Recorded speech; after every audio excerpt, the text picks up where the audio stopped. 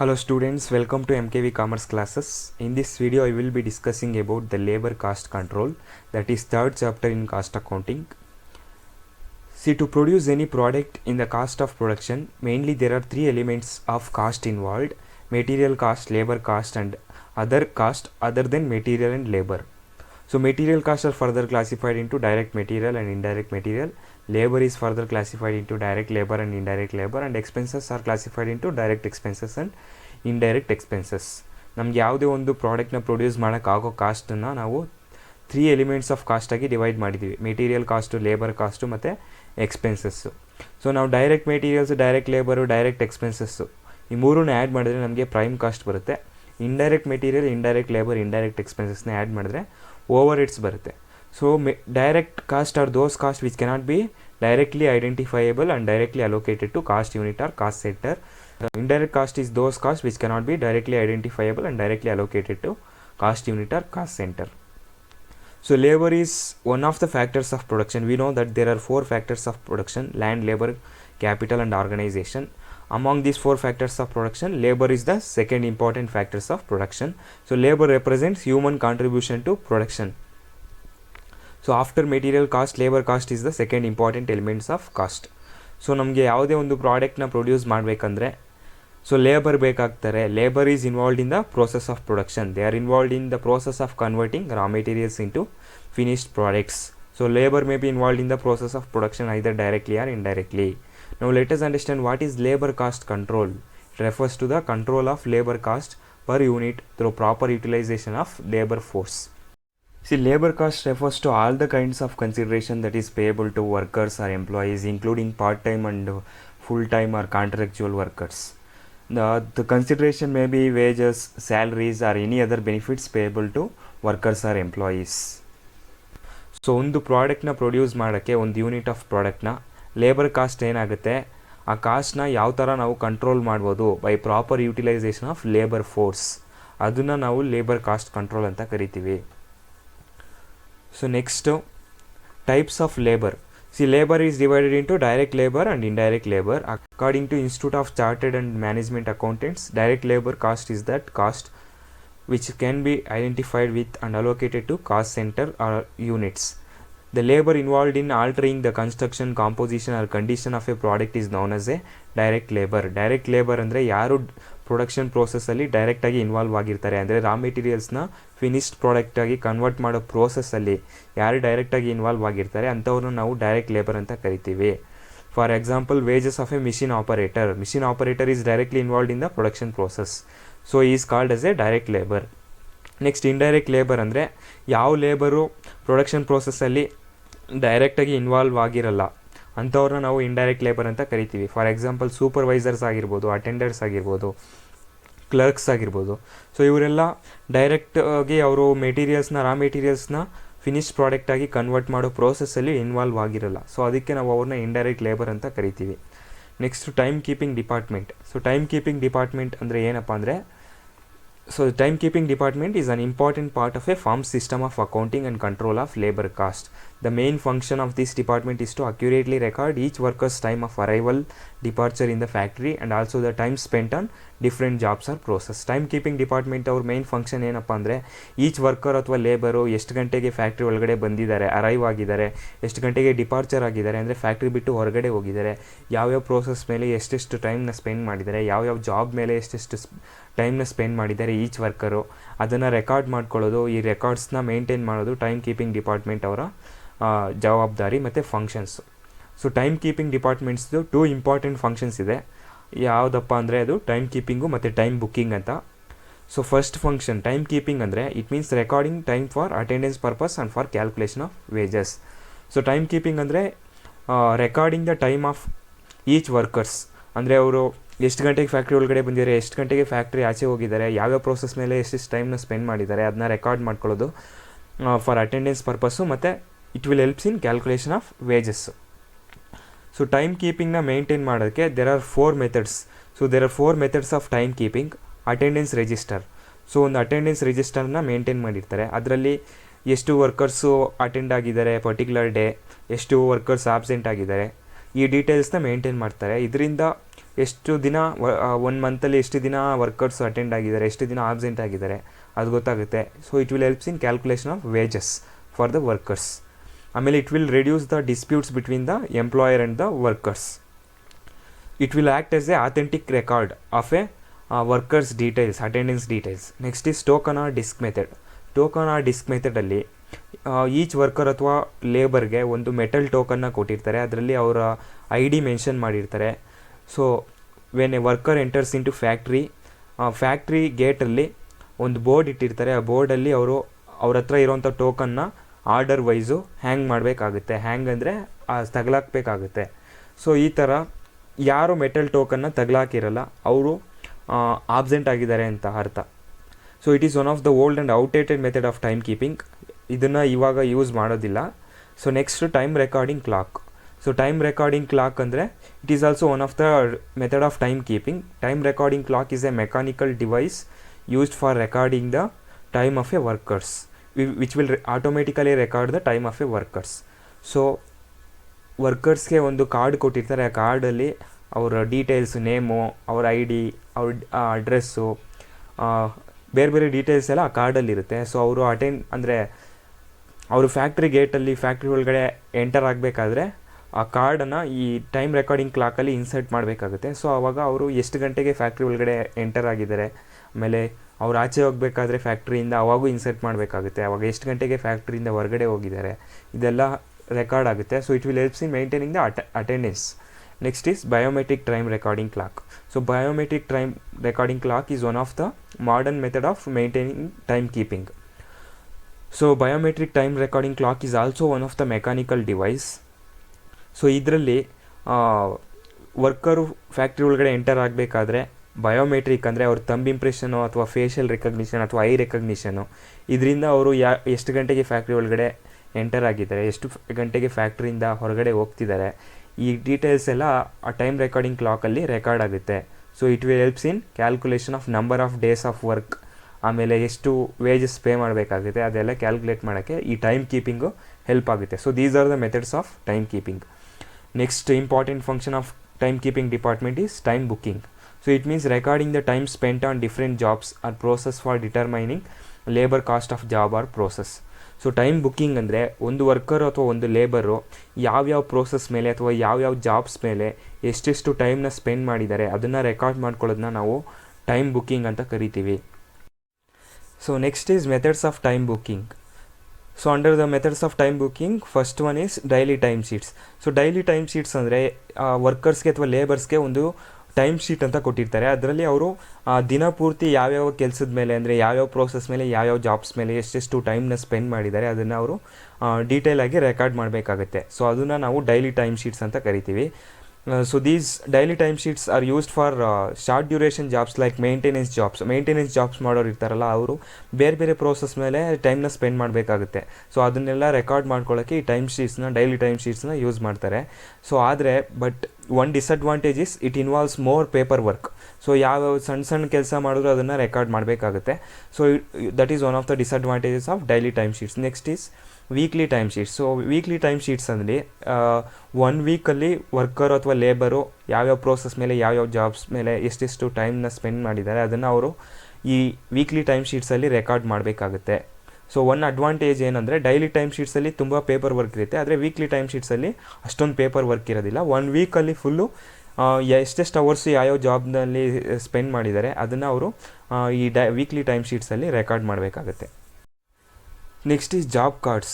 Job ಕಾರ್ಡ್ಸ್ನ ಒಂದು new project ಅಥವಾ ನ್ಯೂ ಜಾಬ್ಸ್ನ ಸ್ಟಾರ್ಟ್ ಮಾಡಬೇಕಾದ್ರೆ ಜಾಬ್ ಕಾರ್ಡ್ಸ್ನ ಕ್ರಿಯೇಟ್ ಮಾಡ್ತಾರೆ. ಈ ಜಾಬ್ ಕಾರ್ಡ್ಸಲ್ಲಿ ಆ ಟಾಸ್ಕ್ನ ಅಥವಾ ಜಾಬ್ನ ಫಿನಿಷ್ ಮಾಡೋಕ್ಕೆ ಯಾವ್ಯಾವುದೆಲ್ಲ ಟಾಸ್ಕ್ಸ್ ಬರುತ್ತೆ ಅದನ್ನು ಪ್ಲ್ಯಾನ್ ಮಾಡ್ಕೊಂಡಿರ್ತಾರೆ. ಮತ್ತು ಯಾವ್ಯಾವ ಟಾಸ್ಕ್ನ ಎಷ್ಟೆಷ್ಟು ಟೈಮಲ್ಲಿ ಫಿನಿಷ್ ಮಾಡಬೇಕು, ಆಮೇಲೆ ಎಷ್ಟು ಟಾಸ್ಕ್ಸು ಫಿನಿಷ್ ಆಗಿದೆ ಅದ್ರ ಪ್ರೋಗ್ರೆಸ್ನ ಟ್ರ್ಯಾಕ್ ಮಾಡೋದಕ್ಕೆ ಈ ಜಾಬ್ ಕಾರ್ಡ್ಸ್ ಯೂಸ್ ಆಗುತ್ತೆ. Next is idle time.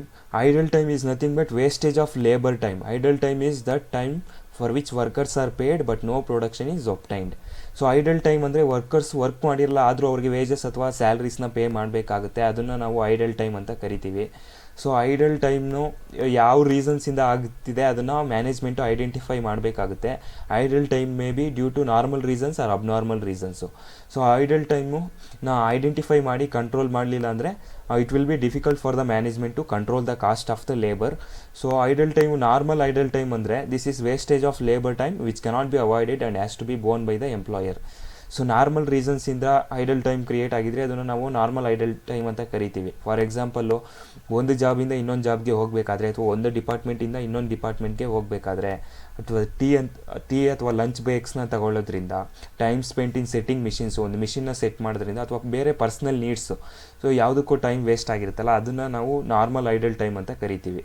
So ಈ ಥರ ಟೈಮ್ ವೇಸ್ಟ್ ಆಗಿದ್ರೂ ಎಂಪ್ಲಾಯರ್ಸು ವರ್ಕರ್ಸ್ಗೆ ವೇಜಸ್ನ ಪೇ ಮಾಡಬೇಕಾಗಿರುತ್ತೆ, ಅದನ್ನು ನಾವು ಐಡಲ್ ಟೈಮ್ ಅಂತ ಕರಿತೀವಿ. ನೆಕ್ಸ್ಟ್ ಅಬ್ನಾರ್ಮಲ್ ಐಡಲ್ ಟೈಮ್ ಅಂದರೆ ಅಬ್ನಾರ್ಮಲ್ ರೀಸನ್ಸಿಂದ ಆಗಿರೋಂಥ ಐಡಲ್ ಟೈಮ್ನ ನಾವು ಅಬ್ನಾರ್ಮಲ್ ಐಡಲ್ ಟೈಮ್ ಅಂತ ಕರಿತೀವಿ.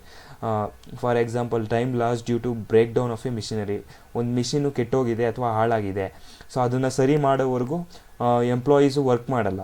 ಸೊ ಇದನ್ನು ನಾವು ಅಬ್ನಾರ್ಮಲ್ ರೀಸನ್ ಅಂತ ಕರಿತೀವಿ. Next strikes and lockouts. So employees ಅಥವಾ ವರ್ಕರ್ಸು ಸ್ಟ್ರೈಕ್ಸ್ ಅಥವಾ ಲಾಕ್ಔಟ್ಸ್ ಮಾಡಿದ್ರೆ ಪ್ರೊಡಕ್ಷನ್ನು ಸ್ಟಾಪ್ ಆಗುತ್ತಲ್ವಾ.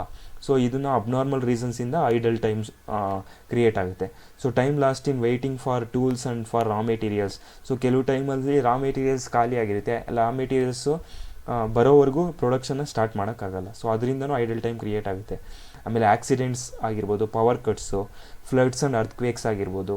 ಸೊ ರೀಸೆಂಟ್ಲಿ ಕರೋನಾ ರೀಸನಿಂದನೂ ಅಷ್ಟೇ ವರ್ಕರ್ಸ್ ಎಲ್ಲ ಲಾಕ್ಡೌನಲ್ಲಿ ಇರಬೇಕಾದ್ರೆ ಮನೆಯಲ್ಲೇ ಇರಬೇಕಾಗಿತ್ತು. ಸೊ ಅದಕ್ಕೂ ಎಂಪ್ಲಾಯರ್ಸು ಅವ್ರಿಗೆ ಸ್ಯಾಲ್ರಿ ಪೇ ಮಾಡಬೇಕಲ್ವಾ. So that is also a idle time.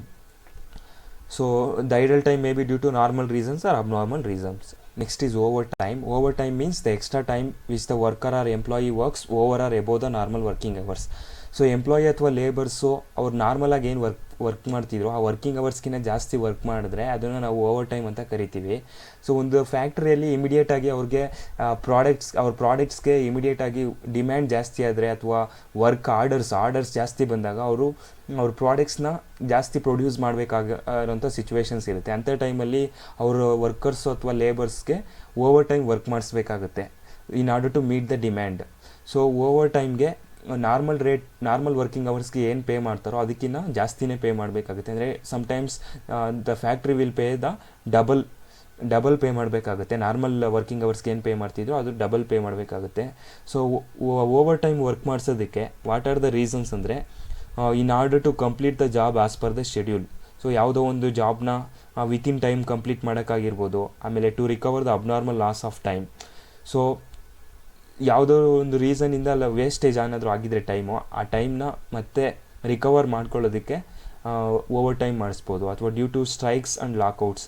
So strikes and lockouts ಆಗಿರೋದ್ರಿಂದ ಪ್ರೊಡಕ್ಷನ್ ಸ್ಟಾಪ್ ಆಗಿರ್ಬೋದು.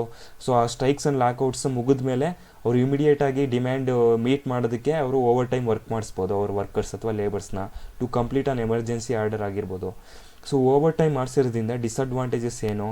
It leads to excessive labour cost increase ಆಗುತ್ತೆ. It puts an extra strain on the plant and machinery. It has bad effects on the health of a workers. Labor productivity is decreased because of reducing labor efficiency if overtime work is not properly distributed among the workers. So over time work ಕೊಟ್ಟಾಗ ವರ್ಕರ್ಸ್ಗೆ ಅಥವಾ ಲೇಬರ್ಸ್ಗೆ ಆ ವರ್ಕ್ನ ಪ್ರಾಪರಾಗಿ workers ನಡುವೆ distribute ಮಾಡಿಲ್ಲ ಅಂದಾಗ it may also results in decreasing the labour efficiency. So these are the disadvantages of over time. So next, now let us understand what is labor turnover. Labor turnover is the rate of change in the labor force. It describes the movement of employees in and out from the organization.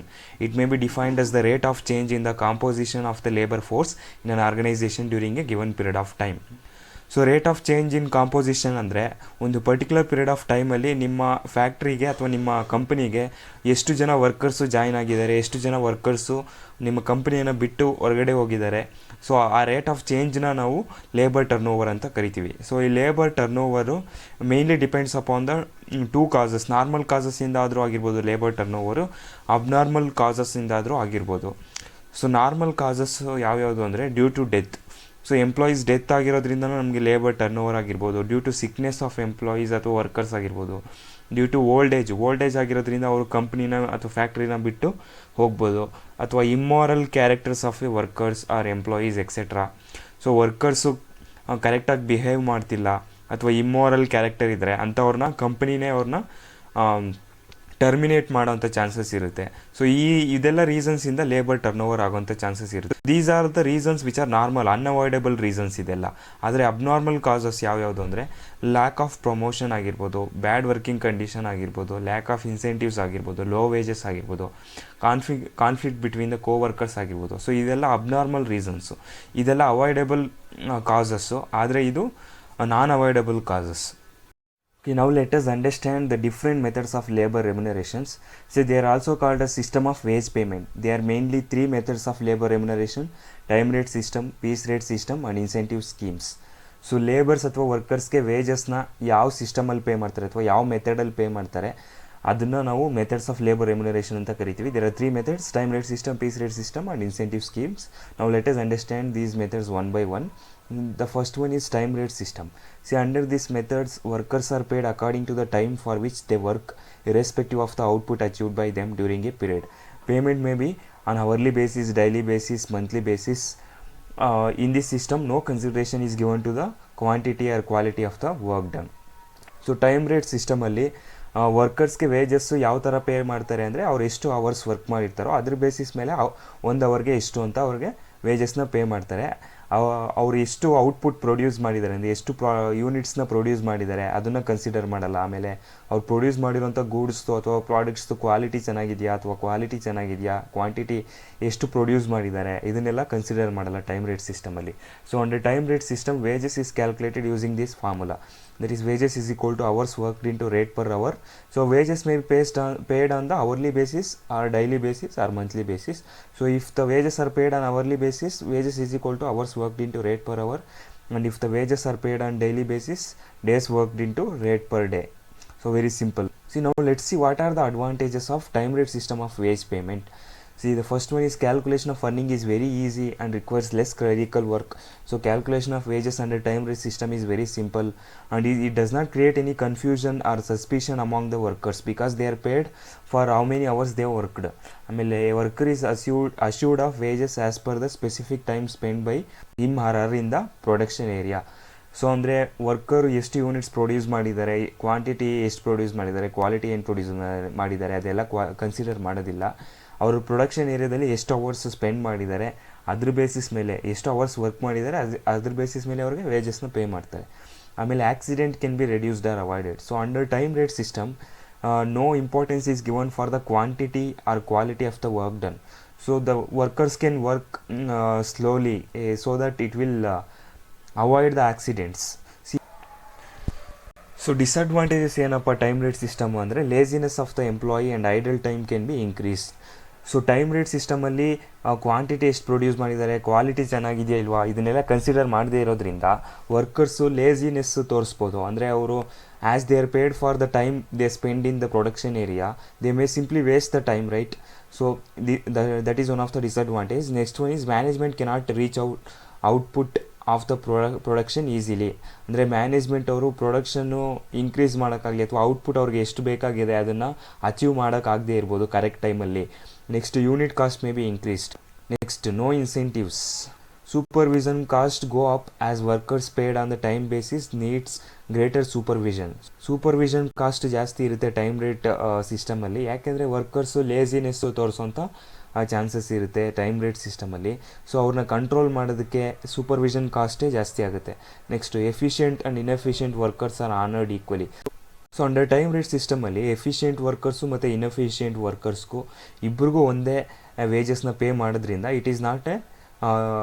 They are not paid equally. Next under utilisation of plant capacity. So plant capacity under utilisation ಆಗುವಂಥ chances ಇರುತ್ತೆ. ಅಂದರೆ ಒಂದು ಪ್ಲ್ಯಾಂಟಿಂದ ಅಥವಾ ಒಂದು ಮಿಷಿನಲ್ಲಿ ಎಷ್ಟು ಯೂನಿಟ್ಸ್ನ ಪ್ರೊಡ್ಯೂಸ್ ಮಾಡ್ಬೋದು ಮ್ಯಾಕ್ಸಿಮಮ್ ಅಷ್ಟು ಪ್ರೊಡ್ಯೂಸ್ ಮಾಡದೇ ಇರ್ಬೋದು. As they are paid based on the time basis the employees may not show the interest to produce more units. So these are the advantages and disadvantages of time rate system. Now let us see the piece rate system. So this is also one of the method of computing the remuneration, that is wages. Piece rate system is also called as straight piece rate system. Wages under this system are paid according to the quantity of work done, irrespective of the number of hours worked by the worker during a period. A fixed rate of wages is paid for each unit produced or number of operations completed or job completed. So piece rate ಸಿಸ್ಟಮಲ್ಲಿ workers ಎಷ್ಟು ಯೂನಿಟ್ಸ್ನ produce ಮಾಡಿದ್ದಾರೆ ಅದರ basis ಮೇಲೆ each unit ಅಥವಾ ಒಂದು ಯೂನಿಟ್ಗೆ ಇಷ್ಟು ಅಂತ ಪೇ ಮಾಡ್ತಾರೆ. ಆದರೆ ಟೈಮ್ ರೇಟ್ ಸಿಸ್ಟಮಲ್ಲಿ ಎಷ್ಟು ಅವರ್ಸ್ ವರ್ಕ್ ಮಾಡಿದ್ರೋ ಅದ್ರ ಬೇಸಿಸ್ ಮೇಲೆ ಅವ್ರಿಗಿಷ್ಟು ಅಂತ ಪೇ ಮಾಡ್ತಿದ್ರು. ಆದರೆ ಪೀಸ್ ರೇಟ್ ಸಿಸ್ಟಮಲ್ಲಿ ಎಷ್ಟು ಯೂನಿಟ್ಸ್ನ ಪ್ರೊಡ್ಯೂಸ್ ಮಾಡಿದಾರೋ ಅದ್ರ ಬೇಸಿಸ್ ಮೇಲೆ ಪೇ ಮಾಡ್ತಾರೆ, ಅಥವಾ ನಂಬರ್ ಆಫ್ ಆಪರೇಷನ್ಸ್ ಎಷ್ಟು ಕಂಪ್ಲೀಟ್ ಮಾಡಿದ್ದಾರೆ ಅಥವಾ ಎಷ್ಟು ಜಾಬ್ ಕಂಪ್ಲೀಟ್ ಮಾಡಿದ್ದಾರೆ ಅದ್ರ ಬೇಸಿಸ್ ಮೇಲೆ ಪೀಸ್ ರೇಟ್ ಸಿಸ್ಟಮಲ್ಲಿ ವೇಜಸ್ನ ಪೇ ಮಾಡ್ತಾರೆ. ಸೊ ಪೀಸ್ ರೇಟ್ ಸಿಸ್ಟಮಲ್ಲಿ ವೇಜಸ್ನ ಕ್ಯಾಲ್ಕುಲೇಟ್ ಮಾಡೋಕ್ಕೆ ಈ ಫಾರ್ಮುಲಾ ಯೂಸ್ ಮಾಡ್ತಾರೆ. Wages is equal to number of units produced into rate per unit. So rate per unit is equal to rate per hour divided by standard output per hour. So wages is equal to number of units produced into rate per unit. ಎಷ್ಟು ಯೂನಿಟ್ಸ್ನ produce ಮಾಡಿದ್ದಾರೆ multiplied by ಒಂದು ಯೂನಿಟ್ಗೆ ಎಷ್ಟು. So ಈ rate per unit ಯಾವ ಥರ calculate ಮಾಡ್ತೀವಿ, rate per unit is equal to rate per hour divided by standard output per hour. So ಒಂದು ಅವರ್ಗೆ ಎಷ್ಟು ಪೇ ಮಾಡ್ತಾ ಇದ್ದಾರೆ divided by standard output per hour. So 1 ಅವರಲ್ಲಿ ಇಷ್ಟು ಫಿಕ್ಸ್ಡ್ ಯೂನಿಟ್ಸ್ ಸ್ಟ್ಯಾಂಡರ್ಡ್ ಯೂನಿಟ್ಸ್ನ ಪ್ರೊಡ್ಯೂಸ್ ಮಾಡಬೇಕು ಅಂತ ಇರುತ್ತೆ, ಅದನ್ನು ನಾವು ಸ್ಟ್ಯಾಂಡರ್ಡ್ ಔಟ್ಪುಟ್ ಪರ್ ಅವರ್ ಅಂತ ಕರಿತೀವಿ. So rate per hour divided by standard output per hour ಮಾಡಿದ್ರೆ ನಮಗೆ ಒಂದು ಯೂನಿಟ್ಗೆ ಎಷ್ಟು ರೇಟ್ ಬರುತ್ತೆ ಅಂತ ಗೊತ್ತಾಗುತ್ತೆ. ಸೊ ಈ ರೇಟ್ ಪರ್ ಯೂನಿಟ್ ಕ್ಯಾಲ್ಕುಲೇಟ್ ಮಾಡಾದ್ಮೇಲೆ ನಾವು ನಂಬರ್ ಆಫ್ ಯೂನಿಟ್ಸ್ಗೆ ಮಲ್ಟಿಪ್ಲೈ ಮಾಡ್ತೀವಿ. ಸೊ ನಮಗೆ ವೇಜಸ್ ಎಷ್ಟು ಅಂತ ಗೊತ್ತಾಗುತ್ತೆ.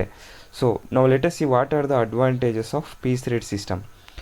So idle time and laziness of the employees can be reduced. So time rate ಸಿಸ್ಟಮಲ್ಲಿ ನಮಗೆ ಎಷ್ಟು ಕ್ವಾಂಟಿಟಿ ಪ್ರೊಡ್ಯೂಸ್ ಮಾಡಿದ್ದಾರೆ ಅದನ್ನು ಕನ್ಸಿಡರ್ ಮಾಡ್ತಾ ಇರಲಿಲ್ಲ. ಆದರೆ ಪೀಸ್ ರೇಟ್ ಸಿಸ್ಟಮಲ್ಲಿ the wages is based on the number of units produced. So idle time ಮತ್ತು ಲೇಸಿನೆಸ್ ಆಫ್ ದ ಎಂಪ್ಲಾಯೀಸ್ ಅನ್ನೋ ಕಮ್ಮಿ ಆಗುತ್ತೆ. Next the cost of production per unit is reduced.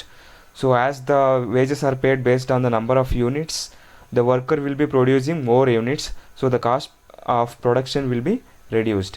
Next increases the production. So as the wages are paid based on the number of units produced, the workers will produce more and more units, so it will increase the production. Next, fixed cost per unit is decrease because of the higher production. So higher production ಮಾಡಿದಾಗ fixed cost per ಯೂನಿಟ್ಗೆ ಎಷ್ಟಾಗ್ತಿತ್ತು ಅದು decrease ಆಗುತ್ತೆ. Number of units produce ಮಾಡೋದು ಜಾಸ್ತಿ ಆದರೆ cost ಕಮ್ಮಿ ಆಗುತ್ತೆ. Next incentives to efficient workers. So ಯಾರು ಜಾಸ್ತಿ ವರ್ಕ್ ಪ್ರೊಡ್ಯೂಸ್ ಮಾಡಿರ್ತಾರೆ ಯೂನಿಟ್ಸು ಅವ್ರಿಗೆ ಜಾಸ್ತಿ ವೇಜಸ್ನ ಪೇ ಮಾಡ್ತಾರೆ. So more efficient workers will get more wages. So piece rate ಸಿಸ್ಟಮ್ದು ಡಿಸಡ್ವಾಂಟೇಜಸ್ ಏನು ಅಂದರೆ quality of the product is decreased as more importance is given for the quantity of the units produced. ಅಂದರೆ ವರ್ಕರ್ಸ್ಗೆ number of units produced ಮೇಲೆ ವೇಜಸ್ನ pay ಮಾಡೋದ್ರಿಂದ workers more and more ಯೂನಿಟ್ಸ್ನ produce ಮಾಡೋಕ್ಕೆ ಟ್ರೈ ಮಾಡ್ತಾರೆ. ಅವರು ಕ್ವಾಲಿಟಿಯ ಬಗ್ಗೆ ಕಾನ್ಸಂಟ್ರೇಟ್ ಮಾಡೋದಿಲ್ಲ. ಅಂದರೆ there is no proper consideration will be given for the quality of the product as more importance is given on the quantity of the product. Next, no security of wages. Under time rate system, the wages are paid to the workers based on the number of hours worked. No consideration is given for the number of units produced. But whereas under piece rate system, the consideration is given for the number of units produced and the wages are paid based on the number of units produced. So there is no security of wages for the workers under piece rate system. Next, mishandling of materials and equipments. So there may be a chances of mishandling of materials and equipments. So workers ತುಂಬ ಯೂನಿಟ್ಸ್ನ produce ಮಾಡೋ ಆ ಥರದಲ್ಲಿ ಮೆಟೀರಿಯಲ್ಸ್ನ ಮತ್ತು ಎಕ್ವಿಪ್ಮೆಂಟ್ಸ್ನ ಮಿಸ್ಹ್ಯಾಂಡ್ಲಿಂಗ್ ಮಾಡೋ ಅಂಥ chances ಇರುತ್ತೆ. Next, injurious to health of workers. So as the wages are paid based on the number of units produced under piece rate system, the workers will try to produce more and more units, so which may create health problems for the workers. It may create accidents. So ನಮಗೆ time rate system ಅಂದರೆ ಏನು, piece rate system ಅಂದರೆ ಏನು ಅಂತ ಅರ್ಥ ಆಯ್ತಲ್ವಾ. So ನಾವು let us solve some simple problems to understand the time rate system and piece rate system of wage payment. So first problem, calculate the earnings of a worker per day of 8 hours from the following information under time rate system and piece rate system. They have given rate per hour ₹5, number of units produced in a day of 8 hours 100 units, rate per unit is 0.5. So 1 ಅವರ್ಗೆ ₹5ನ pay ಮಾಡ್ತಾ ಇದ್ದಾರೆ. So number of units produced in 8 hours, 8 ಅವರ್ಸಲ್ಲಿ 100 ಯೂನಿಟ್ಸ್ನ produce ಮಾಡಿದ್ದಾರೆ. So ಒಂದು ಯೂನಿಟ್ಗೆ 0.5 50 paise pay ಮಾಡಿದ್ದಾರೆ. ಸೊ ನಾವು ಟೈಮ್ ರೇಟ್ ಸಿಸ್ಟಮು ಮತ್ತು ಪೀಸ್ ರೇಟ್ ಸಿಸ್ಟಮ್ ಪ್ರಕಾರ ವೇಜಸ್ನ ಕ್ಯಾಲ್ಕುಲೇಟ್ ಮಾಡಬೇಕು. So time rate system formula ಏನು, wages is equal to hours worked into rate per hour. So under time rate system wages are based on the number of hours worked ಅಲ್ವಾ. So ಇಲ್ಲಿ ಎಷ್ಟು hours work ಮಾಡಿದ್ದಾರೆ ಅವರು, 8 hours work ಮಾಡಿದ್ದಾರೆ. So 8 hours into rate per hour ಎಷ್ಟು, ₹5 ಇದೆ. So 8 hours into ₹5 multiply ಮಾಡಿದ್ರೆ ನಮಗೆ ₹40 ಬರುತ್ತೆ. Next piece rate system. So piece rate ಸಿಸ್ಟಮಲ್ಲಿ ಇದು ಫಾರ್ಮುಲಾ ಏನು, wages is equal to number of units produced into rate per unit. So wages are paid based on the number of units produced. So ಎಷ್ಟು ಯೂನಿಟ್ಸ್ನ produce ಮಾಡಿದ್ದಾರೆ, ಅವರು 8 ಅವರ್ಸಲ್ಲಿ 100 ಯೂನಿಟ್ಸ್ನ produce ಮಾಡಿದ್ದಾರೆ. So 100 units into per unit rate per unit ಎಷ್ಟಿದೆ, 0.5 50 ಪೈಸೆ ಇದೆ. So 100 into 50 paise. So wages is equal to ₹50. So time rate system ಮತ್ತು ಪೀಸ್ ರೇಟ್ ಸಿಸ್ಟಮಲ್ಲಿ ವೇಜಸ್ನ ಯಾವ ಥರ ಕ್ಯಾಲ್ಕುಲೇಟ್ ಮಾಡಬೇಕು. So this is very simple. They may ask for 2 marks. So next problem, second problem, calculate the earnings of a worker under time rate system and piece rate system. Number of working hours in a week is 40 hours. Rate per hour is ₹4. Number of units produced is 300 units. Standard production per hour is 10 units. So number of one week ಅಲ್ಲಿ 40 hours work ಮಾಡ್ತಾರಂತೆ. So rate per ಅವರು 1 ಅವರ್ಗೆ ₹4 pay ಮಾಡ್ತಾ ಇದ್ದಾರೆ. Number of units produced 300 ಯೂನಿಟ್ಸ್ನ produce ಮಾಡಿದ್ದಾರೆ. Standard production per ಅವರು 10 units, ಅಂದರೆ 1 ಅವರಲ್ಲಿ 10 ಯೂನಿಟ್ಸ್ನ ಪ್ರೊಡ್ಯೂಸ್ ಮಾಡಬೇಕು, ಅದು standard units. So standard fixed units ಎಷ್ಟು 1 ಅವರ್ಗೆ ಪ್ರೊಡ್ಯೂಸ್ ಮಾಡಬೇಕು ಅಂದರೆ 10 ಯೂನಿಟ್ಸ್ನ ಪ್ರೊಡ್ಯೂಸ್ ಮಾಡಬೇಕು. ಸೊ ನಾವು let us see the solution. So time rate system, wages is equal to hours worked into rate per hour. So number of hours worked ಎಷ್ಟು, so number of working hours in a week is 40 hours. So 40 hours into per hour ಎಷ್ಟು 4. So 40 hours into 4 multiply ಮಾಡಿದ್ರೆ ನಮಗೆ ₹160 ಬರುತ್ತೆ wages 1 ವೀಕ್ಗೆ. So ನಾವು piece rate system. So piece rate system formula ಏನು, wages is equal to number of units produced into rate per unit. So ಇಲ್ಲಿ number of units produced ಕೊಟ್ಟಿದ್ದಾರೆ ನಮಗೆ 300 units, ಆದರೆ ರೇಟ್ ಪರ್ ಯೂನಿಟ್ ಕೊಟ್ಟಿಲ್ಲ ಅಲ್ವಾ. So rate per hour ಕೊಟ್ಟಿದ್ದಾರೆ, ಆದರೆ rate per unit ಕೊಟ್ಟಿಲ್ಲ. ನಾವು ರೇಟ್ ಪರ್ ಯೂನಿಟ್ನ ಕ್ಯಾಲ್ಕುಲೇಟ್ ಮಾಡಬೇಕು. ಫಾರ್ಮುಲಾ ಏನು, ರೇಟ್ ಪರ್ ಯೂನಿಟ್ಗೆ rate per hour divided by standard output per hour. So rate per hour ಎಷ್ಟು 4, ಸ್ಟ್ಯಾಂಡರ್ಡ್ ಔಟ್ಪುಟ್ ಪರ್ ಅವರ್ ಎಷ್ಟು 10 units. So rate per hour 4 divided by standard output per hour 10 divide ಮಾಡಿದ್ರೆ 0.4 per unit ಬರುತ್ತೆ. So ನಮಗೆ rate per unit ಗೊತ್ತಾಯ್ತು ಈಗ. So number of units produced 300. So 300 into 0.4 multiply ಮಾಡಿದ್ರೆ ನಮಗೆ ₹120 wages ಬರುತ್ತೆ. So ಇವಾಗ ಪೀಸ್ ರೇಟ್ ಸಿಸ್ಟಮು ಮತ್ತು ಟೈಮ್ ರೇಟ್ ಸಿಸ್ಟಮಲ್ಲಿ ವೇಜಸ್ನ ಯಾವ ಥರ ಕ್ಯಾಲ್ಕುಲೇಟ್ ಮಾಡೋದು ಅಂತ ಗೊತ್ತಾಯ್ತಲ್ವಾ. ಸೊ ನಾವು let us C other methods of wage calculation.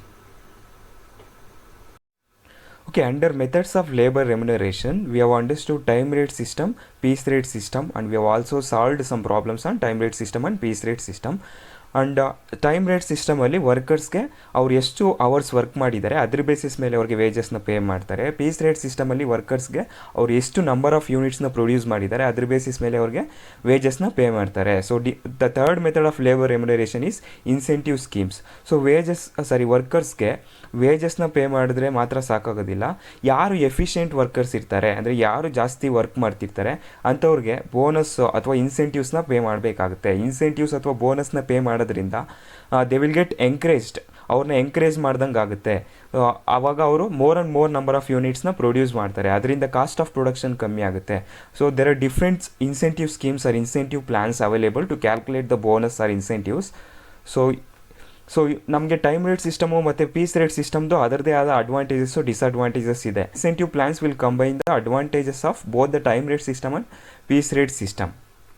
So the purpose of incentive plan is to induce or motivate the workers to produce more and more to earn higher wages.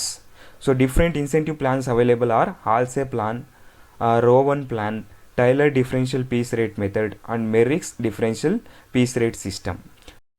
Okay, now let me explain these incentive plans one by one. The first incentive plan is Halsey plan. It is also called as Halsey premium plan or Halsey bonus method.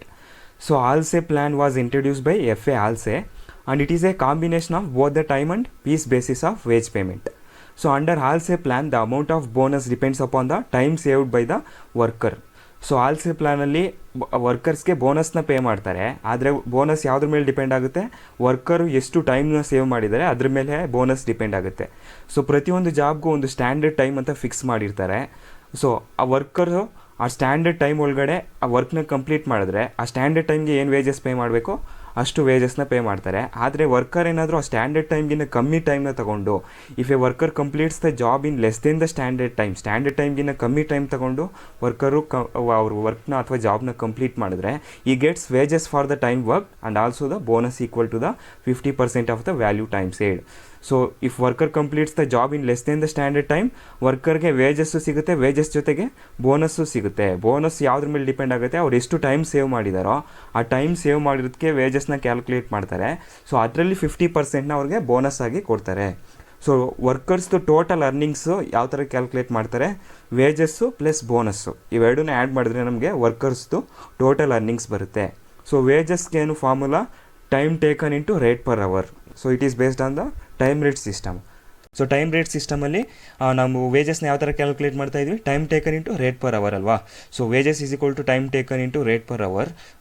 ಮತ್ತು ಬೋನಸ್ನ ಯಾವ ಥರ calculate ಮಾಡ್ತಾರೆ ಅಂದರೆ using this formula, that is 50% of time saved into rate per hour. So time saved is equal to standard time minus time taken. So let me explain this with the help of a example problem.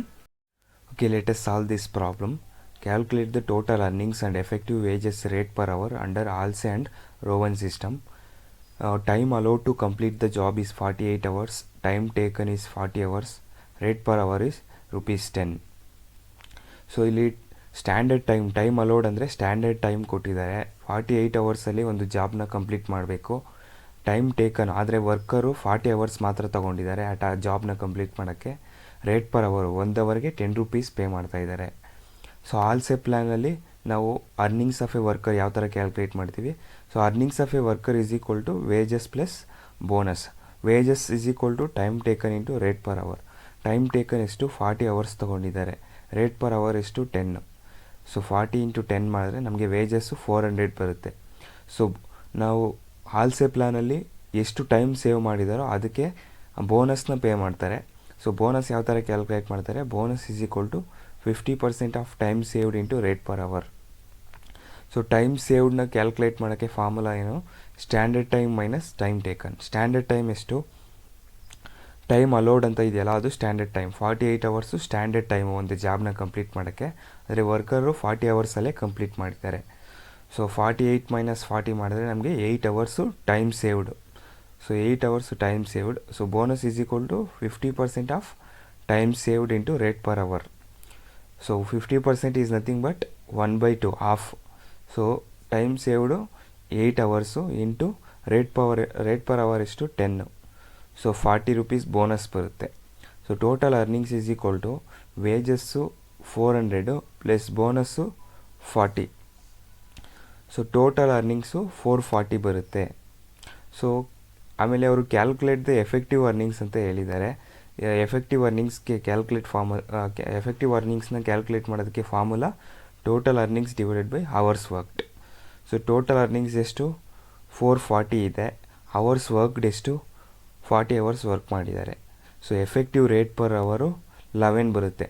So ಇಲ್ಲಿ rate per ಅವರು 10 ಇದೆ standard rate per ಅವರು. ಆದರೆ ಅವ್ರಿಗೆ with bonus ಎಷ್ಟು ಬಂದಿದೆ, ₹11 per hour ಬಂದಿದೆ. Okay, ನಾವು let us see what are the advantages and disadvantages of Halsey plan. So Halsey ಪ್ಲ್ಯಾನ್ದು ಅಡ್ವಾಂಟೇಜಸ್ ಏನಪ್ಪ ಅಂದರೆ, this plan is easy to understand and workers can calculate their own wages. So wages calculation ತುಂಬ easy Halsey ಪ್ಲ್ಯಾನಲ್ಲಿ. It guarantees minimum wages according to the time rate, provide sense of security to the workers. So standard ಟೈಮಲ್ಲೇ ವರ್ಕ್ನ complete ಮಾಡಿದ್ರೆ ಅವ್ರಿಗೆ minimum wages ಆ standard ಟೈಮ್ಗೆ ಏನು pay ಮಾಡ್ತಾರೋ ಅದನ್ನು ಪೇ ಮಾಡ್ತಾರೆ.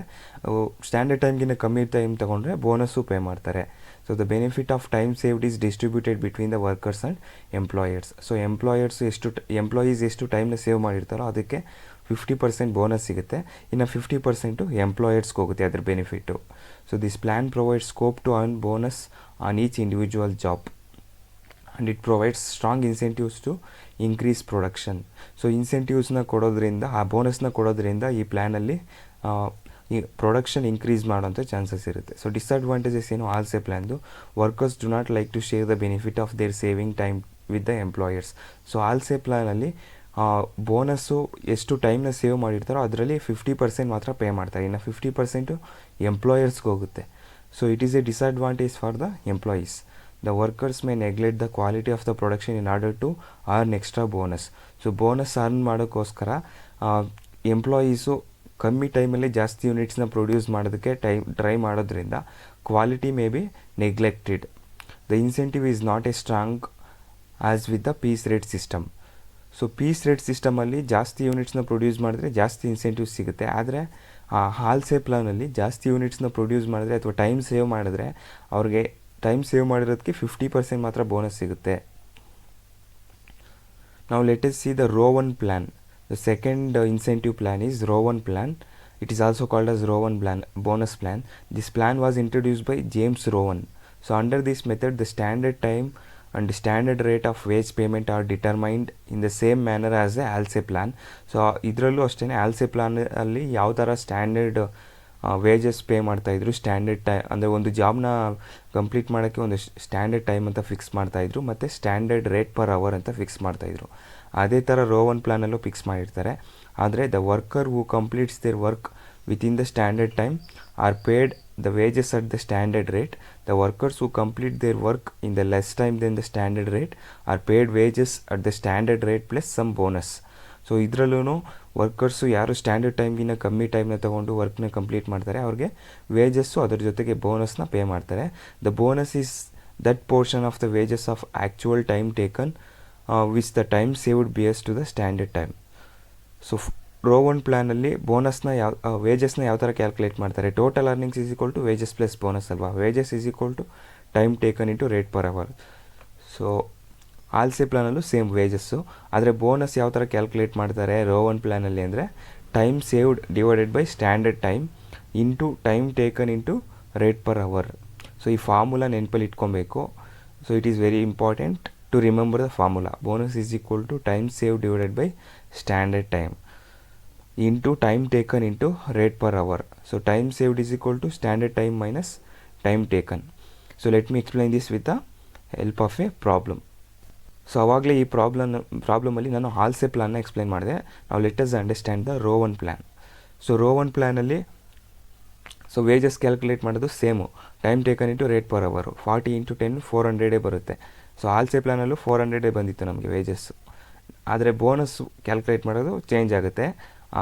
ರೋ 1 ಪ್ಲ್ಯಾನಲ್ಲಿ bonus is equal to time save divided by standard time into time taken into rate per hour. So time saved ಎಷ್ಟು? 8 ಅವರ್ಸು ಸೇವ್ ಮಾಡಿದ್ರಲ್ವ, ಆವಾಗಲೇ ನಾವು ಕ್ಯಾಲ್ಕುಲೇಟ್ ಮಾಡಿದ್ವಿ ಟೈಮ್ ಸೇವ್ಡ್ 48 ಮೈನಸ್ 40 ಮಾಡಿದ್ರೆ 8 ಅವರ್ಸು ಟೈಮ್ ಸೇವ್ಡ್ ಬರುತ್ತೆ. So time saved ಎಷ್ಟು? 8 hours. Standard time ಅಂದರೆ time allowed ಎಷ್ಟು? 48 hours ಇದೆ. ಸೊ ಟೈಮ್ ಟೇಕನ್ ಎಷ್ಟು? ವರ್ಕರ್ ಎಷ್ಟು ಟೈಮ್ನ ತೊಗೊಂಡಿದ್ದಾರೆ ಒಂದು ಜಾಬ್ನ ಕಂಪ್ಲೀಟ್ ಮಾಡೋಕ್ಕೆ? 40 ಅವರ್ಸ್ನ ತೊಗೊಂಡಿದ್ದಾರೆ. ಇಂಟು 10 ರೇಟ್ ಪರ್ ಅವರ್ ಎಷ್ಟು? 10 ಇದೆ. ಸೊ ಬೋನಸ್ಸು 66.67 ಬರುತ್ತೆ. ಆದರೆ ನಮಗೆ ಆಲ್ಸೆ ಪ್ಲಾನಲ್ಲಿ ಬೋನಸ್ ಎಷ್ಟು ಬಂದಿತ್ತು? 40 ರೂಪೀಸ್ ಬಂದಿತ್ತು. ರೋ 1 ಪ್ಲಾನಲ್ಲಿ ನಮಗೆ 66.67 ಬಂದಿದೆ. ಸೊ ರೋ 1 ಪ್ಲಾನಲ್ಲಿ ನಮಗೆ ಬೋನಸ್ ಜಾಸ್ತಿ ಬರುತ್ತೆ. So total earnings is equal to wages plus bonus 400 plus 66.67 is equal to 466.67. So effective rate of wages ಎಷ್ಟು ಬರುತ್ತೆ? Total earnings 466.67 divided by hours worked 40 hours work ಮಾಡಿದ್ದಾರೆ. So 11.67 ಬರುತ್ತೆ effective rate of wages. So Halsey ಪ್ಲಾನಲ್ಲಿ ನಮಗೆ effective rate of wages 11 ಬಂದಿತ್ತು. Rho 1 ಪ್ಲಾನಲ್ಲಿ ನಮಗೆ 11.67 ಬಂದಿದೆ. So Rowan 1 ಪ್ಲ್ಯಾನ್ದು ಅಡ್ವಾಂಟೇಜಸ್ಸು ಡಿಸಡ್ವಾಂಟೇಜಸ್ ಏನು ಅಂದರೆ the plan assures minimum hourly rate. So ಇದರಲ್ಲೂ ನೀವು ಮಿನಿಮಮ್ ಸ್ಟ್ಯಾಂಡರ್ಡ್ ಟೈಮಲ್ಲಿ ನೀವು ಜಾಬ್ನ ಕಂಪ್ಲೀಟ್ ಮಾಡಿದ್ರೆ ನಿಮಗೆ ಸ್ಟ್ಯಾಂಡರ್ಡ್ ವೇಜಸ್ ಏನು ಫಿಕ್ಸ್ ಮಾಡಿದ್ರು ಅದು ಸಿಗುತ್ತೆ. ಸ್ಟ್ಯಾಂಡರ್ಡ್ ಟೈಮ್ಗಿನ್ನ ಕಮ್ಮಿ ಅವರ್ಸಲ್ಲಿ ವರ್ಕ್ನ ಕಂಪ್ಲೀಟ್ ಮಾಡಿದ್ರೆ ಬೋನಸ್ಸು ಸಿಗುತ್ತೆ.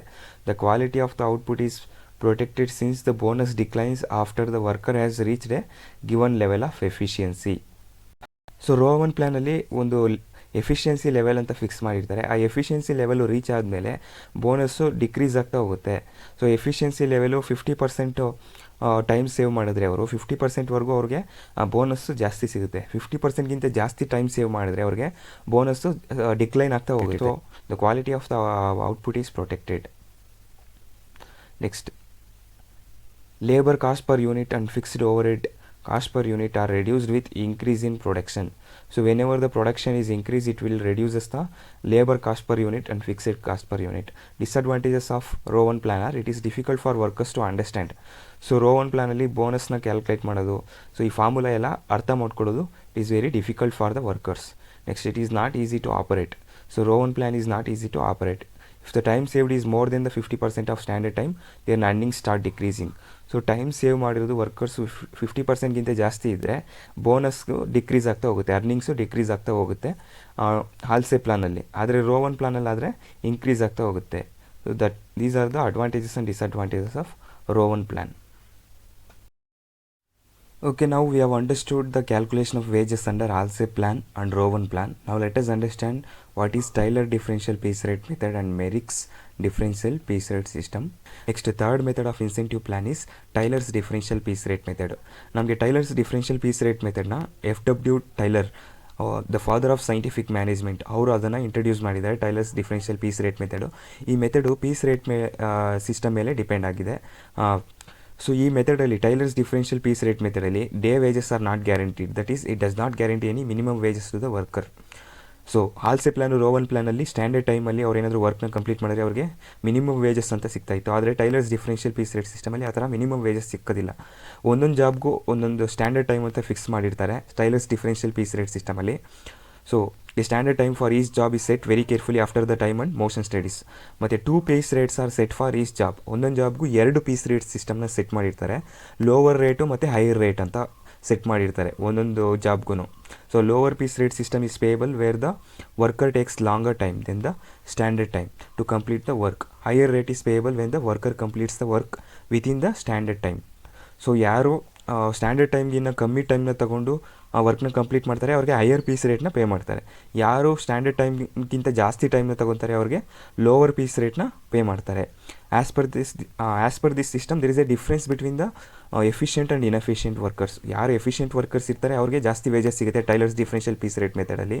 ಯಾರು ಇನ್ಎಫಿಷಿಯೆಂಟ್ ವರ್ಕರ್ಸ್ ಇರ್ತಾರೆ ಅವ್ರಿಗೆ ವೇಜಸ್ ಕಮ್ಮಿ ಸಿಗುತ್ತೆ.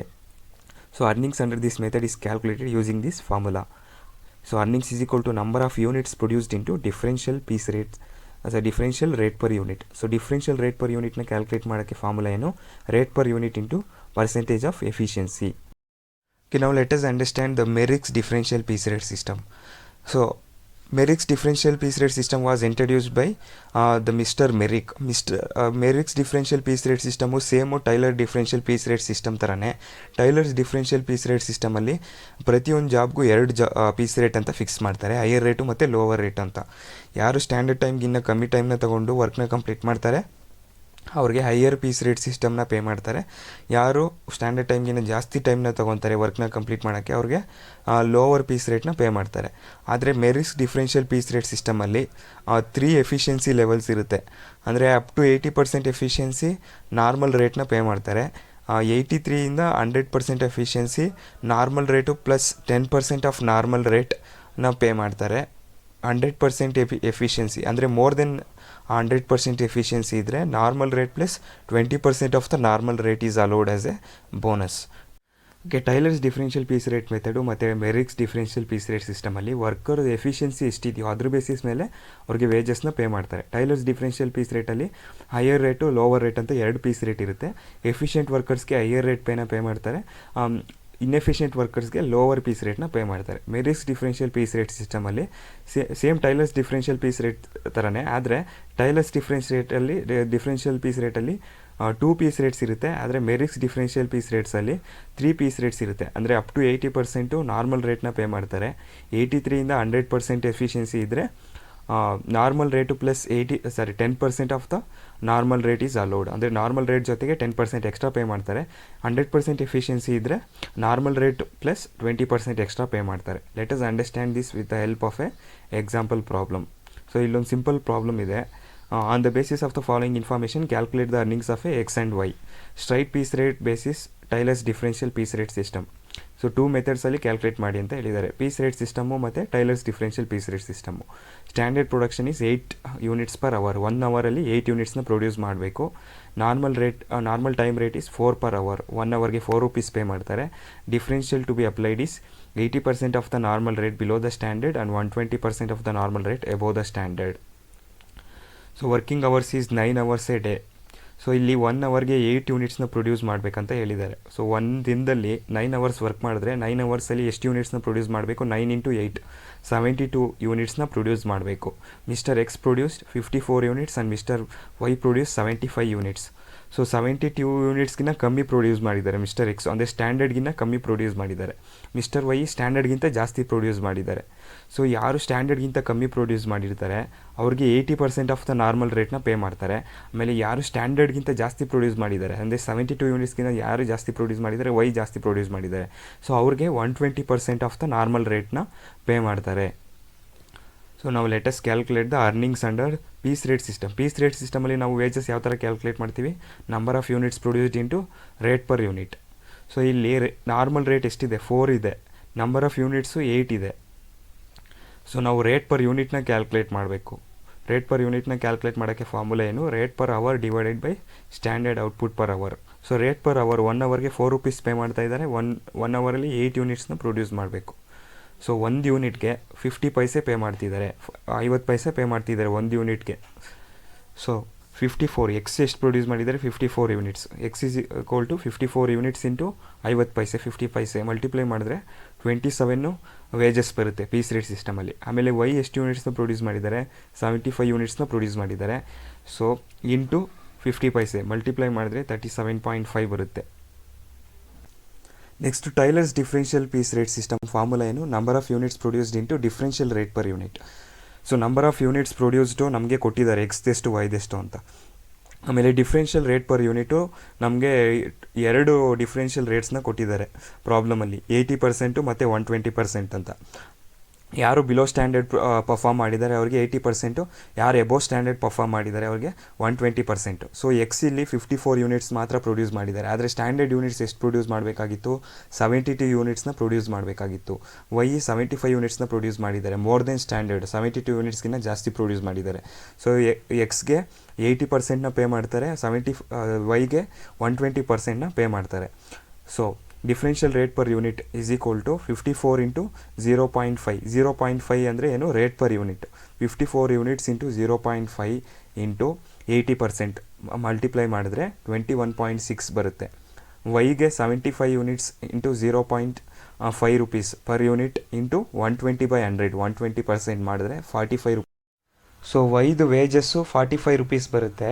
ಸೊ ಸೇಮ್ ನೆಕ್ಸ್ಟ್ ಇದೇ ಥರ ಇನ್ನೊಂದು ಪ್ರಾಬ್ಲಮ್ ಇದೆ, ಅದನ್ನು ಸಾಲ್ವ್ ಮಾಡಿ. ಸೊ ನಿಮ್ಗೇನಾದರೂ ಡೌಟ್ಸ್ ಇದ್ದರೆ ಈ ಪ್ರಾಬ್ಲಮ್ನ ಸಾಲ್ವ್ ಮಾಡೋದ್ರಲ್ಲಿ ನನಗೆ ಕಮೆಂಟ್ ಸೆಕ್ಷನಲ್ಲಿ ಕಮೆಂಟ್ ಮಾಡ್ಬೋದು ಅಥವಾ ಮೆಸೇಜ್ ಮಾಡ್ಬೋದು. I will help you to solve this problem. So ನಾವು let us solve another problem. From the following particulars calculate the wages of 3 workers under Taylor's differential piece rate system and Merrick's differential piece rate system. Standard production per hour 6 units, normal rate per hour 12. In a day of 8 hours, production of 3 workers is X is equal to 38 units, Y is equal to 45 units, Z is equal to 60 units. The Taylor's differential piece rate, efficiency below standard 75%, efficiency above the standard 110%. So ಕ್ವಶನಲ್ಲಿ ಏನೇನು details ಕೊಟ್ಟಿದ್ದಾರೆ first ಅದನ್ನು ಅರ್ಥ ಮಾಡ್ಕೊಬೇಕು ನಾವು ಪ್ರಾಬ್ಲಮ್ನ solve ಮಾಡೋಕ್ಕೂ ಮುಂಚೆ. Standard production per hour 6 units, ಅಂದರೆ 1 hourಲ್ಲಿ 6 unitsನ ಪ್ರೊಡ್ಯೂಸ್ ಮಾಡಬೇಕು, ಸ್ಟ್ಯಾಂಡರ್ಡ್ ಪ್ರೊಡಕ್ಷನ್ ಯೂನಿಟ್ಸು. ಸೊ ಆಮೇಲೆ normal rate per hour ₹12. So 1 hourಗೆ 12 rupeesನ pay ಮಾಡ್ತಾರೆ, 1 hourಲ್ಲಿ 6 unitsನ ಪ್ರೊಡ್ಯೂಸ್ ಮಾಡಬೇಕು. ಸೊ 1 hourಲ್ಲಿ 12 rupeesನ ಪೇ ಮಾಡಿದ್ರೆ, ಸೊ 1 ಯೂನಿಟ್ನ ಪ್ರೊಡ್ಯೂಸ್ ಮಾಡೋಕ್ಕೆ ವರ್ಕರ್ಗೆ ಎಷ್ಟು ಕೊಡ್ತಾರೆ? 6 unitsನ ಪ್ರೊಡ್ಯೂಸ್ ಮಾಡೋಕ್ಕೆ 1 hourಲ್ಲಿ 12 rupeesನ ಪೇ ಮಾಡ್ತಾ ಇದ್ದಾರೆ ವರ್ಕರ್ಗೆ. ಸೊ ಹಾಗಾದರೆ 1 ಯೂನಿಟ್ನ ಪ್ರೊಡ್ಯೂಸ್ ಮಾಡೋಕ್ಕೆ ಎಷ್ಟಾಗುತ್ತೆ? ರೇಟ್ ಪರ್ ಯೂನಿಟ್ ಎಷ್ಟಾಗುತ್ತೆ? ಹಾಗಾದರೆ rate per unit is equal to rate per hour divided by standard production per hour. So rate per hour ಎಷ್ಟು? 12. ಸ್ಟ್ಯಾಂಡರ್ಡ್ ಪ್ರೊಡಕ್ಷನ್ ಪರ್ ಅವರ್ ಎಷ್ಟು? 6. ಸೊ 12 ಡಿವೈಡೆಡ್ ಬೈ 6 ಮಾಡಿದ್ರೆ ನಮಗೆ per ಯೂನಿಟ್ಗೆ rate ಎಷ್ಟಾಗುತ್ತೆ? 2 rupees ಆಗುತ್ತೆ per unit. ಆಮೇಲೆ standard output 1 hourಗೆ 6 units ಆದರೆ 8 hourಗೆ ಸ್ಟ್ಯಾಂಡರ್ಡ್ ಪ್ರೊಡಕ್ಷನ್ ಎಷ್ಟಾಗಬೇಕು? 8 into 6 units. ಸೊ 48 unitsನ ಪ್ರೊಡ್ಯೂಸ್ ಮಾಡಬೇಕು ಒಂದು ದಿನದಲ್ಲಿ ವರ್ಕರು. ಸೊ ಒಂದು ದಿನದಲ್ಲಿ ವರ್ಕರು 8 hours ವರ್ಕ್ ಮಾಡ್ತಿದ್ದಾರಲ್ಲ, ಸೊ 1 hourಲ್ಲಿ 6 unitsನ ಪ್ರೊಡ್ಯೂಸ್ ಮಾಡಿದರೆ 8 hourಲ್ಲಿ 48 unitsನ ಪ್ರೊಡ್ಯೂಸ್ ಮಾಡಬೇಕು. ಸೊ ಒಂದು ದಿನದಲ್ಲಿ ಎಕ್ಸು 38 ಯೂನಿಟ್ಸ್ನ ಪ್ರೊಡ್ಯೂಸ್ ಮಾಡಿದ್ದಾರೆ, ವೈ 45 ಯೂನಿಟ್ಸ್ನ ಪ್ರೊಡ್ಯೂಸ್ ಮಾಡಿದ್ದಾರೆ, ಝಡ್ಡು 60 ಯೂನಿಟ್ಸ್ನ ಪ್ರೊಡ್ಯೂಸ್ ಮಾಡಿದ್ದಾರೆ. ಸೊ ಆಮೇಲೆ ಕ್ವಶನಲ್ಲಿ ನಮಗೆ 2 ಪೀಸ್ ರೇಟ್ಸ್ನ ಕೊಟ್ಟಿದ್ದಾರೆ, lower piece rates higher piece rate. So efficiency below standard 75%, efficiency above standard 110%. So 8 ಅವರ್ಸ್ಗೆ ವರ್ಕರ್ ಸ್ಟ್ಯಾಂಡರ್ಡ್ ಪ್ರೊಡಕ್ಷನ್ ಯೂನಿಟ್ಸ್ನ ಎಷ್ಟು ಪ್ರೊಡ್ಯೂಸ್ ಮಾಡಬೇಕು, 48 ಯೂನಿಟ್ಸ್ನ ಪ್ರೊಡ್ಯೂಸ್ ಮಾಡಬೇಕು. ಸೊ ಆದರೆ ಎಕ್ಸು 38 ಯೂನಿಟ್ಸ್ನ ಮಾತ್ರ ಪ್ರೊಡ್ಯೂಸ್ ಮಾಡಿದ್ದಾರೆ, ವೈ 45 ಯೂನಿಟ್ಸ್ನ ಪ್ರೊಡ್ಯೂಸ್ ಮಾಡಿದ್ದಾರೆ. ಸೊ ಎಕ್ಸು ಮತ್ತು ವೈ 48 ಯೂನಿಟ್ಸ್ಗಿಂತ ಕಮ್ಮಿ ಪ್ರೊಡ್ಯೂಸ್ ಮಾಡಿರೋದ್ರಿಂದ ಇವರು ಬಿಲೋ ಸ್ಟ್ಯಾಂಡರ್ಡ್ ಪರ್ಫಾರ್ಮ್ ಮಾಡಿದ್ದಾರೆ. ಝಡ್ಡು 60 ಯೂನಿಟ್ಸ್ನ ಪ್ರೊಡ್ಯೂಸ್ ಮಾಡಿದ್ದಾರೆ. So it is more than 48 units. Z above standard perform ಮಾಡಿದ್ದಾರೆ. ಸೊ ಎಕ್ಸ್ ಆ್ಯಂಡ್ ವೈಗೆ ನಾವು 75% ಪೇ ಮಾಡ್ತೀವಿ, ಝಡ್ಗೆ ನಾವು 110%ನ ಪೇ ಮಾಡ್ತೀವಿ. So Taylor's differential piece rate system earnings ಯಾವ ಥರ ಕ್ಯಾಲ್ಕುಲೇಟ್ ಮಾಡ್ತೀವಿ? ಟೈಲರ್ಸ್ ಡಿಫ್ರೆನ್ಷಿಯಲ್ ಪೀಸ್ ರೇಟ್ ಸಿಸ್ಟಮಲ್ಲಿ earnings is equal to number of units produced into differential rate per unit. So X ಎಷ್ಟು ಯೂನಿಟ್ಸ್ನ ಪ್ರೊಡ್ಯೂಸ್ ಮಾಡಿದ್ದಾರೆ? 38 ಯೂನಿಟ್ಸ್ ಇಂಟು 2. ಈ 2 ಯಾವ ಥರ ಬಂತು? ರೇಟ್ ಪರ್ ಯೂನಿಟ್ ನಾವು ಆಲ್ರೆಡಿ ಕ್ಯಾಲ್ಕುಲೇಟ್ ಮಾಡಿದ್ದೀವಿ, 2 ರೂಪೀಸ್ ಬಂದಿದೆ ಒಂದು ಯೂನಿಟ್ಗೆ. So rate per unit 2 into 75/100. So X and Y below perform ಮಾಡಿರೋದ್ರಿಂದ ನಾವು 75% ಪೇ ಮಾಡ್ತೀವಿ. 75% ಪೇ ಮಾಡಿದ್ರೆ 57 ಬರುತ್ತೆ ಎಕ್ಸ್ದು ವೇಜಸ್. ಸೊ ವೈ ಎಷ್ಟು ಯೂನಿಟ್ಸ್ನ ಪ್ರೊಡ್ಯೂಸ್ ಮಾಡಿದ್ದಾರೆ? 45 ಯೂನಿಟ್ಸ್ನ ಪ್ರೊಡ್ಯೂಸ್ ಮಾಡಿದ್ದಾರೆ. ಸೊ ಒಂದು ಯೂನಿಟ್ಗೆ 2 ರೂಪೀಸ್ನ ಪೇ ಮಾಡ್ತಾರೆ. ಸೊ ವೈ ಕೂಡ ಅಷ್ಟೇ ಬಿಲೋ ಸ್ಟ್ಯಾಂಡರ್ಡ್ ಪರ್ಫಾರ್ಮ್ ಮಾಡಿರೋದ್ರಿಂದ ವೈ ನಾವು 75% ಪೇ ಮಾಡ್ತೀವಿ. ಸೊ 75% ಪೇ ಮಾಡಿದ್ರೆ ವೈದು ವೇಜಸ್ ಎಷ್ಟು ಬರುತ್ತೆ? 67.5 ಬರುತ್ತೆ. ನೆಕ್ಸ್ಟು ಝಡ್ ಎಷ್ಟು ಯೂನಿಟ್ಸ್ನ ಪ್ರೊಡ್ಯೂಸ್ ಮಾಡಿದ್ದಾರೆ? ಝಡ್ 60 ಯೂನಿಟ್ಸ್ನ ಪ್ರೊಡ್ಯೂಸ್ ಮಾಡಿದ್ದಾರೆ. So Z is equal to 60 into 2. So 2 rupees per unit into 110/100. 110 ಯಾಕೆ? ಸೊ ಝಡ್ 60 ಯೂನಿಟ್ಸ್ನ ಪ್ರೊಡ್ಯೂಸ್ ಮಾಡಿದ್ದಾರೆ, ಆದರೆ ಒಂದು ಡೇ ಅಲ್ಲಿ ಸ್ಟ್ಯಾಂಡರ್ಡ್ ಪ್ರೊಡಕ್ಷನ್ ಎಷ್ಟು ಮಾಡಬೇಕಾಗಿತ್ತು? 48 ಯೂನಿಟ್ಸ್ ಮಾಡಬೇಕಾಗಿತ್ತು. ಆದರೆ Z 60 units more than standard produce ಮಾಡಿರೋದ್ರಿಂದ ಅವ್ರಿಗೆ ಎಕ್ಸ್ಟ್ರಾ 10%ನ ಪೇ ಮಾಡ್ತಾ ಇದ್ದಾರೆ. ಸೊ ವೇಜಸ್ ಎಷ್ಟು ಬರುತ್ತೆ? 132 ಬರುತ್ತೆ. ಸೊ ಟೈಲರ್ಸ್ ಡಿಫ್ರೆನ್ಷಿಯಲ್ ಪೀಸ್ ರೇಟಲ್ಲಿ ನಮಗೆ ವೇಜಸ್ ಎಕ್ಸ್ದು 57 ಬರುತ್ತೆ, ವೈದು 67.5 ಬರುತ್ತೆ, ಝಡ್ದು 132 ಬರುತ್ತೆ. ಸೊ ನಮಗೆ ಈ ಪ್ರಾಬ್ಲಮಲ್ಲಿ 2 ಮೆಥಡ್ಸಲ್ಲಿ ಪ್ರಾಬ್ಲಮ್ನ ಸಾಲ್ವ್ ಮಾಡಿ ಅಂತ ಹೇಳಿದ್ದಾರೆ, Taylor's differential piece rate system ಮತ್ತು ಮೆರಿಕ್ಸ್ ಡಿಫ್ರೆನ್ಷಿಯಲ್ ಪೀಸ್ ರೇಟ್ ಸಿಸ್ಟಮಲ್ಲಿ. So Merrick's differential piece rate ಸಿಸ್ಟಮ್ದು ಫಾರ್ಮುಲಾ ಏನು? Earnings is equal to number of units produced into differential rate per unit. So ನಮಗೆ ಟೈಲರ್ಸ್ ಡಿಫ್ರೆನ್ಷಿಯಲ್ ಪೀಸ್ ರೇಟ್ ಸಿಸ್ಟಮಲ್ಲಿ 2 efficiency rates ಇದೆ, 75% ಒಂದು, 110% ಒಂದು. ಆದರೆ ಮೆರಿಕ್ಸ್ ಡಿಫ್ರೆನ್ಷಿಯಲ್ ಪೀಸ್ ರೇಟ್ ಸಿಸ್ಟಮಲ್ಲಿ ನಮಗೆ ಮೆರಿಕ್ಸ್ ಡಿಫ್ರೆನ್ಷಿಯಲ್ ಪೀಸ್ ರೇಟ್ ಸಿಸ್ಟಮಲ್ಲಿ 3 ಎಫಿಷಿಯನ್ಸಿ ರೇಟ್ಸ್ ಇದೆ. Up to 80% efficiency normal rate, 83ಇಂದ 100 ಇದ್ದರೆ ನಾರ್ಮಲ್ ರೇಟ್ ಪ್ಲಸ್ 10%, ಎಬೋವ್ 100 ಇದ್ದರೆ ನಾರ್ಮಲ್ ರೇಟ್ ಪ್ಲಸ್ 20% ಪೇ ಮಾಡಬೇಕಲ್ವಾ? ಸೊ ಇವಾಗ ಸೇಮ್ ಅದೇ ಥರನೇ ಮಾಡಬೇಕು ಪ್ರಾಬ್ಲಮ್ಮು. ಸೊ 3 ಎಫಿಷಿಯನ್ಸಿ ರೇಟ್ಸ್ ಬರುತ್ತೆ ಮೆರಿಕ್ಸ್ ಡಿಫ್ರೆನ್ಷಿಯಲ್ ಪೀಸ್ ರೇಟ್ ಸಿಸ್ಟಮಲ್ಲಿ, ಆದರೆ ಟೈಲರ್ಸ್ ಡಿಫ್ರೆನ್ಷಿಯಲ್ ಪೀಸ್ ರೇಟ್ಸಲ್ಲಿ 2 ಪೀಸ್ ರೇಟ್ಸ್ ಬರುತ್ತೆ. ಸೊ ಫಸ್ಟ್ ನಾವು ಈ ಎಫಿಷಿಯನ್ಸಿನ ಕ್ಯಾಲ್ಕುಲೇಟ್ ಮಾಡಬೇಕು ಮೆರಿಕ್ಸ್ ಡಿಫ್ರೆನ್ಷಿಯಲ್ ಪೀಸ್ ರೇಟ್ ಸಿಸ್ಟಮಲ್ಲಿ. ಎಫಿಷಿಯನ್ಸಿ ಕ್ಯಾಲ್ಕುಲೇಟ್ ಮಾಡೋಕ್ಕೆ ಫಾರ್ಮುಲಾ ಏನು? Actual output divided by standard output into 100. Actual output divided by standard output into 100. So ಇವಾಗ ಎಕ್ಸ್ ಎಷ್ಟು ಯೂನಿಟ್ಸ್ನ ಪ್ರೊಡ್ಯೂಸ್ ಮಾಡಿದ್ರು? ಎಕ್ಸು 38 ಯೂನಿಟ್ಸ್ನ ಪ್ರೊಡ್ಯೂಸ್ ಮಾಡಿದ್ರು. ಫಸ್ಟ್ ಎಕ್ಸ್ದು ನಾವು ಎಫಿಷಿಯನ್ಸಿ ಕ್ಯಾಲ್ಕುಲೇಟ್ ಮಾಡಬೇಕು. X 38 units actual output, standard output ಎಷ್ಟಿರಬೇಕಾಗಿತ್ತು? 48 ಇಂಟು 100 ಮಾಡಿದ್ರೆ ಎಫಿಷಿಯನ್ಸಿ ಎಷ್ಟು ಬರ್ತಿದೆ? 79.17 ಬರ್ತಿದೆ. ನೆಕ್ಸ್ಟು ವೈದು ಎಫಿಷಿಯನ್ಸಿ ಕ್ಯಾಲ್ಕುಲೇಟ್ ಮಾಡಬೇಕು. ವೈ 45 ಯೂನಿಟ್ಸ್ನ ಪ್ರೊಡ್ಯೂಸ್ ಮಾಡಿದ್ದಾರೆ, ಸ್ಟ್ಯಾಂಡರ್ಡ್ ಪ್ರೊಡಕ್ಷನ್ 48 ಇಂಟು 100 ಮಾಡಿದ್ರೆ ನಮಗೆ 93.75% ಬರುತ್ತೆ ಎಫಿಷಿಯನ್ಸಿ. ನೆಕ್ಸ್ಟು ಝಡ್ಡು 60 ಯೂನಿಟ್ಸ್ನ ಪ್ರೊಡ್ಯೂಸ್ ಮಾಡಿದ್ದಾರೆ, ಸ್ಟ್ಯಾಂಡರ್ಡ್ ಪ್ರೊಡಕ್ಷನ್ ಎಷ್ಟಿರಬೇಕಾಗಿತ್ತು? 48 ಇರಬೇಕಾಗಿತ್ತು. ಇಂಟು 100 ಮಾಡಿದ್ರೆ ನಮಗೆ ಎಫಿಷಿಯನ್ಸಿ ಲೆವೆಲು 125% ಬರುತ್ತೆ. ಸೊ ಇಲ್ಲಿ ಎಕ್ಸ್ದು ಎಫಿಷಿಯನ್ಸಿ ರೇಟು 79.17% ಇದೆ, ಅಂದರೆ 83% ಒಳಗಡೆ ಇದೆ ಅಲ್ವಾ? ಸೊ ಅಪ್ ಟು 83% ಎಫಿಷಿಯನ್ಸಿ ಇದ್ದರೆ 100% ಆಫ್ ದ ನಾರ್ಮಲ್ ಪೀಸ್ ರೇಟ್ನ ಪೇ ಮಾಡಬೇಕು. ಸೊ ರೇಟ್ ಪರ್ ಯೂನಿಟ್ ಎಷ್ಟಿದೆ? 2 ರೂಪೀಸ್ ಇದೆ. ಸೊ 2 ರೂಪೀಸ್ ಮಾತ್ರ ಪೇ ಮಾಡ್ತಾರೆ ಎಕ್ಸ್ಗೆ. ಸೊ ಎಕ್ಸ್ ಎಷ್ಟು ಯೂನಿಟ್ಸ್ನ ಪ್ರೊಡ್ಯೂಸ್ ಮಾಡಿದರು? 38 ಯೂನಿಟ್ಸ್ನ ಪ್ರೊಡ್ಯೂಸ್ ಮಾಡಿದ್ದಾರೆ. ಸೊ 38 ಇಂಟು 2 ರೂಪೀಸ್, ಸೊ 76 ಬರುತ್ತೆ. ಅರ್ನಿಂಗ್ಸು ಎಕ್ಸ್ದು ವೇಜಸ್ಸು 76 ಬರುತ್ತೆ.